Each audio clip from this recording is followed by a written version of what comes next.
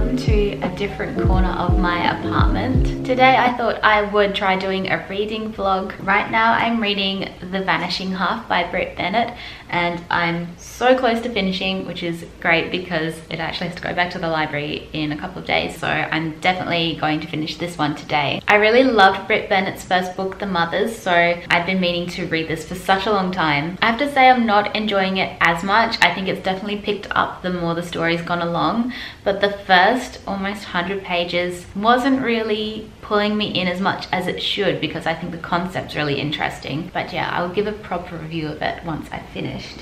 I'm actually currently reading quite a lot of books, so I'm also reading The Longest Journey by Forster. I found this along with almost all of his other books in this same edition in an op shop, and I was so excited because I love Forster. Even though I haven't loved all of the novels of his that I've read, I do love his writing style, so I was very excited to have almost all of them in the same edition. But annoyingly, the op shop did not have a room with a view for some reason. I don't know whether the person who donated the series either just didn't have it or lost it, or maybe that's like their favorite book so they decided to keep it. But either way, it was very frustrating. So I'm now have an eBay search up for a room with a view in this particular edition. I love any classic that has like a real painting from the time on the cover. The only downside is these are American editions, so the spelling is American. They also very large print, weirdly, but that's kind of good in a way because I do find classics often print really small for some reason. So anyway, I was quite enjoying this at the beginning. I love the way Forster writes characters. He's so specific and just accurate in the way he describes people, almost too accurate in some cases, because I've got to this point where the main character is staying with like an elderly aunt, and she is the most annoying person, so it's kind of stopped me wanting to pick the book up because I don't want to spend time with her. She is the worst, but in a way that is so accurate. Like, she's annoying in the way a real life person would be annoying, but that's just like how clever and accurate Forster is in picking up like just little nuances and character details. So the other book I started the other month is Testament of Youth by Vera, Brittain. I have seen this film. It's annoying that it's a film cover version because I don't like film cover versions of books. I mean, who does? I have watched this film. I didn't think the film was particularly good, mainly because Kit Harington's not that great an actor, and Alicia Vikander can't really do a British accent, which I know shouldn't bother me that much, but it really does. I still thought the story itself would have been really interesting if it had been done differently. So this is actually an autobiography from the character that Alicia Vikander plays, and it's a woman who was actually born in 1893, which is exactly 100 years before I was born. And it talks about how she was part of, like, you know, the lost generation, the youth that had to endure World War I, that lost their youth because of World War I happening. And obviously I'm not like relating people my age going through COVID as the same thing as like going through World War I.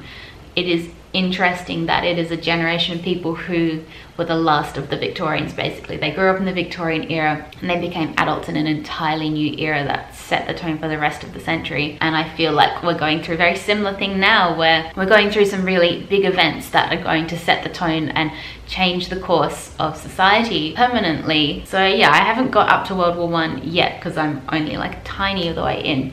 She's currently at college, which was a huge deal for a woman back in that time. So it is really interesting. It is obviously quite dryly written because it's an autobiography and she wrote it in the 30s. So I do definitely want to get back to reading it, but I just have got distracted by all the other books that I'm reading. Once I finish The Vanishing half, I'm going to read Love and Virtue, or at least I'm going to start it. If I don't like it, I will not read it. But this is an Australian novel that is in the vein of the young female, slightly unlikable protagonist, and it's about a woman called Michaela at university in Sydney and a bond that she has with a woman called Eve. And I just read like the sort of first little prologue bit. Oh no, I didn't read the prologue. Oh, there's a prologue that I skipped. I read the first bit of the first chapter, and it talks about how she detests this woman Eve now that they're older. So it's going to do a bit of a flashback and you'll find out why. So I am intrigued. It's got really good reviews, but we'll see. It's from the library, so if I don't like it, it's just going straight back. Yesterday was a massive day because it was the federal election and we should all be cheering in the streets because the Conservative government has been voted out. It's still up in the air whether we have a Labour government or not. They could just about scrape through with enough seats to govern themselves, or there could be a hung parliament, which both options are honestly really exciting. The hung parliament may be even more exciting because the Greens party and a bunch of independents who all campaigned very heavily on climate change policies have won a huge amount of seats compared to what normally wins. Like normally it's very much a two-party system in Australia and you might get the one or two Greens or independent dotted around the country. But there's just been a huge swing towards climate change policies. It's always that sense of relief when a Conservative government that you know will do nothing about what's actually happening is gone. It's a relief to know that there are people in charge who have hopefully genuine concern for the welfare of this country and the planet. And you have people who they will have to negotiate to get policies through who genuinely do care about those things. Aside from the election, I went to a bookshop yesterday, a secondhand bookshop, and I didn't buy any of the books that I was looking for. I really want a new copy of Northanger Abbey because my copy is just so weird and old.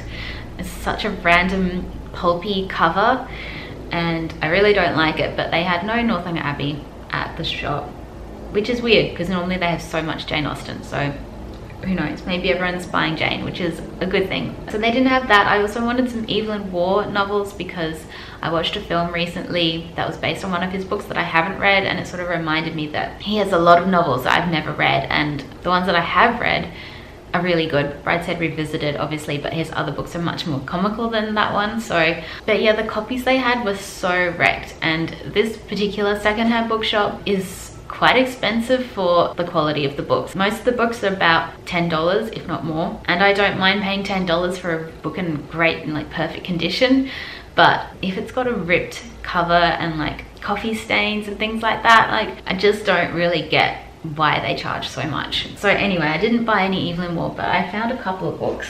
I'd given myself permission to buy books, so I kind of couldn't not come away with them. So I got this one, which I have read before, Revolutionary Road, and I mainly got this because I have a copy that I stole from my mum, but it is the movie cover version, and as we've already established, I don't like movie covers, so I really like this cover, even though I don't reckon it really matches the story, to be honest. But anyway, it's a cool cover, and I love this book, or at least I loved it when I read it, so I kind of do want to read it again soon. And then I also got this one called Mariana by Monica Dickens, which again has a very cool cover. It's a painting from 1933. So this was published in 1940. And I've vaguely heard of Monica Dickens. I do have one of her books on my shelf as well, but I realized because she's most famous for writing a memoir about her time being a nurse, I think during World War II, or it could be World War I. And I realized the one that I have is her second memoir, so I kind of want to read the first memoir first. But this is a novel. I know that Monica Dickens is actually related to Charles Dickens as well. Basically on the back it said that this is a young girl's growth towards maturity in the 1930s and is similar to I Capture the Castle and The Pursuit of Love. So that completely sold me, obviously. I feel like I don't know a huge amount about classic novels much at all from the last century, to be honest. Anything after the Victorian era, I know a few, but not a lot. So I'm kind of excited to read more. And also, I love these Persephone classics covers. The way they're like halfway between a paperback and a hardback because they have a really solid cover. Just a cute little squat size, which is so nice because I'm so sick of modern books being so tall. I don't know why they're all tall, and I don't know why it annoys me so much, but it just does. I want a little book that'll fit in my bag, not a giant tall book. I plan on reading today, which is not something I do as much as I should, just sit down and read. I usually just read before bed. I need to do more reading in the day because I will never get to my very small Goodreads challenge goal if I don't actually read the books. I've also been watching the Conversations with Friends TV series, which has got such bad reviews, but I don't hate it. It's definitely not as good as the book, and I do think they've made the mistake of trying to make it like normal people without seeming to recognize that they're actually two quite different novels. A lot of people have said it was boring, and I agree that the relationship is boring, but I thought it was boring in the book anyway. Like, I found that male character particularly dull, and I think they've captured that perfectly in the TV series. Whenever he's on screen, I just don't care. But I felt like we were not meant to be rooting for them the way I read it anyway. It was that we were meant to be like when you have a friend who is dating someone and you just can't stand that person, or you just think they're really boring and you're sort of waiting for them to get over them. That's how I felt reading the book, and how I still feel watching the TV series as well. But yeah, I think I have 3 episodes left, and they're only half-hour episodes. It's very easy to get through, so I might finish that off today as well.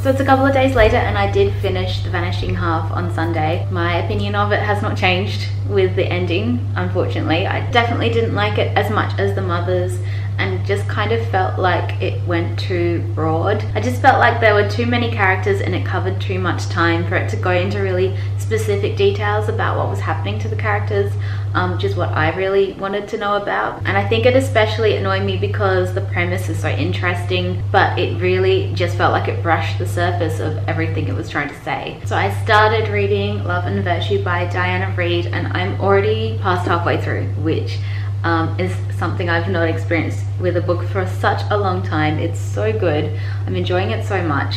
It really is the Australian Sally Rooney, and I don't mean that in a derivative way in that I think the author's copying Sally Rooney or anything. It just is about this young woman who has a pretty sardonic way of speaking and looking at the world, and it's about her going to university in Sydney. So it's just more that the themes are very similar to what Sally Rooney writes about, but it has such a distinctive Australian tone. The characters all talk like Australians. I'm trying to stop myself from just reading the whole thing in one go because I kind of want to savor it a bit longer, and I've discovered that the author, who by the way is like 25 years old, which is so annoying, but anyway, I've discovered that she has another book coming out later this year, so I'm very excited for that. So right now I want to use my work lunch break to go to a specialized book op shop. It's only open on the weekday, so I can't go on the weekend. It's open like specific weekends, but I just missed the weekend in which it was open. I really want to get a copy of Where the Crawdads Sing because I want to read it before the film comes out. I'm thinking of maybe doing like a special reading vlog of like book versus film. And I have seen that book in op shops so many times because it's obviously a huge book and there are just heaps of copies about the place. So I thought it would be easy. I'd just go look in a few op shops and find it, but clearly everyone else has had the same idea as me and there are no copies to be found. Even at the secondhand bookshop I was at on the weekend had 0 copies, and the woman in the bookshop said yeah, they usually have some out the front, but they're just all gone at the moment. So I'm really hoping this place will have at least 1 copy. But yeah, I will update you with how I go.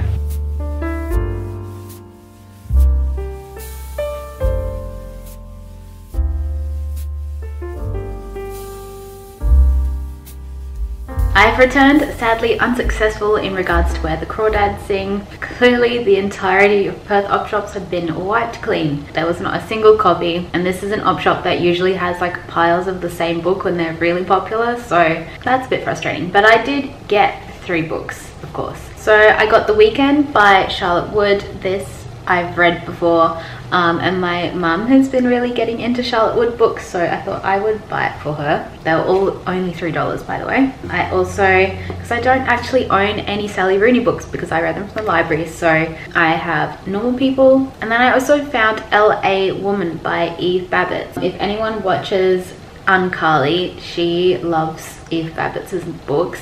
I think she prefers her non-fiction to her fiction, but this is what they had, so I'm quite excited to read this one. But I'm so annoyed. Like, I know there are a lot of issues in the world right now, but one of them that I think needs to be dealt with is stickers on books, and it should be illegal because the stickers have ripped off some of the cover and to try and stop them ripping, I put the like citrus oil that is supposed to remove like sticky stickers, and so it kind of worked but not really. So now they're ripped and then also just stained with oil as well, so that's a bit annoying. Aside from that, I think that is a good haul. I'm going to keep searching for Where the Crawdads Sing. I think the movie of Where the Crawdads Sing doesn't come out until July 15, so I still have a bit of time to read the book. I'm thinking I will maybe keep looking at op shops for the next couple of weeks, and then if that doesn't work, I will just go to Kmart and buy it new, as long as they have it in Kmart. At that time, I looked online, they still have copies apparently in store, so